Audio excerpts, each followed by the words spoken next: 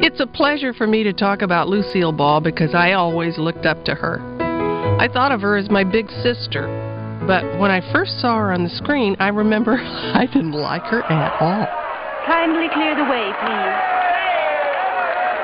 Do you let me go through or do I start slugging? I was 9 years old, and the film was called The Big Street, and Lucy played this mean, heartless showgirl. You got a job. What kind of a job? As what? A banker, maybe? Not a broker. How about maybe president? Go on, tell me. A busboy. A busboy. Cleaning tables, filling glasses, making with a butter, and you'll make it up to me. Looking back on that, and I've seen the film since, I think it's my favorite Lucy film, which is strange for me to say because she's not funny.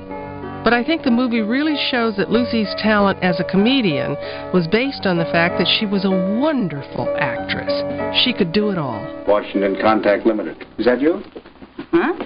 We fulfill a very useful function. Contacts knows the ropes, knows the people, knows the places, whom to see, where to go for it, and how to swing it. It provides backgrounds, foregrounds, and middle grounds, chiefly middle. It's a master of the art of collaboration and compromise. But it isn't doing very well. I remember seeing Lucy in Do Barry Was a Lady with her red Technicolor hair and thinking how beautiful she was. Whether Lucy's hair color was natural or not, she was a true redhead. So! The original redhead. Why, Gladys, this is a surprise. I'll bet it is. I'm sorry to bust up your little party, Miss Connie Ellenberry, but that man happens to be my husband. I admired Lucy because despite her truly beautiful looks and being a woman, Follow me. she managed to also be comedic. Hey, wait a minute. You follow me. Please? That wasn't easy because in Hollywood, all the top comics were men. So Lucy usually played the second banana to guys like Bob Hope or Red Skelton, and she never got as much to do as they did. But she could toss a line back with the best of them. Oh, and tonight I'd like to present the winner of the Claire Booth Luce Award for America's Cutest Playwright. Will you please say a few words, Mrs. Ballantyne? Take off. Oh. The funny thing is, Lucy never really became a big movie star. The studios just didn't know what to do with her. But she never showed any bitterness. Instead, she considered Hollywood a great learning experience. Let us down the sweet draught of Bacchus. What's that? That's Shakespeare for bottoms up. All right. I met Lucy when she came to see me in the Broadway musical Once Upon a Mattress back in May of 1959. There was this big buzz backstage, and I made the mistake of peeking through the curtain, and there I saw her, Lucy, in the second row, the red hair all lit up, and I don't know how I got through the show. There was the Queen sitting there, the Empress of Comedy, in the front row, watching me. That's a beautiful thing!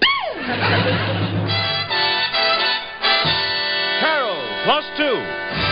A few years later, I called Lucy, and she said, "What's up, kid?" She always called me kid. And I said, "Well, Lucy, I'm doing this special for CBS, and I wonder," and she said, "When do you want me?" She didn't even let me finish the sentence.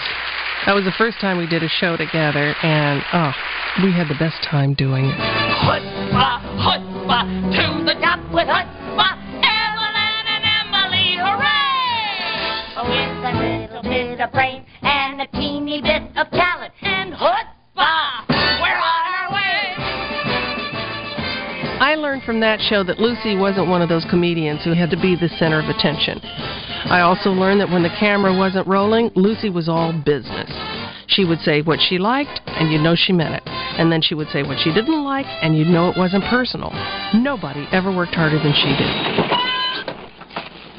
You said turn right here, and I turned right. You didn't let me finish. I was trying to tell you to turn left. What I was trying to say is you turn right here left. Over the years, Lucy and I were very close. We talked on the phone. She always sent flowers on my birthday. And there's not a day that goes by that I don't think of her, because I miss her. And isn't it a blessing for all of us that she went on to become such a big star after her days in the movies? I guess maybe Lucy had the last laugh. We had chutzpah! We're on our way!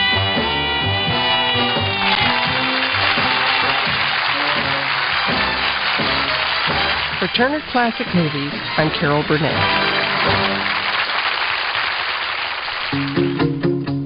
Nightclub singer Lucille Ball plays Henry Fonda for a sap before driving him to desperation along the big street. Tuesday at 1 p.m. Part of TCM's Summer Under the Stars salute to Lucille Ball.